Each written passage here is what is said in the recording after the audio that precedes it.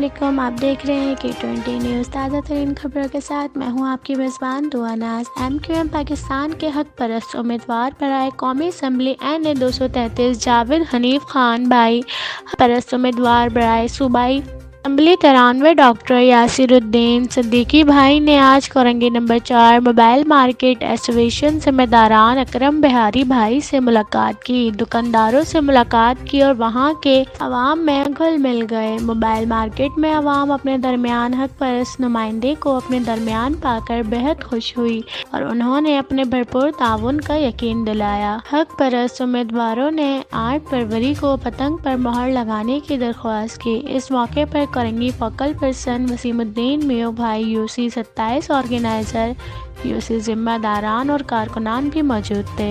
شعبہ اطلاعات، کورنگی ٹاؤن، متحدہ قومی موومنٹ پاکستان۔ دیجیے اپنی میزبان دعا ناز کو اجازت۔ اللہ حافظ۔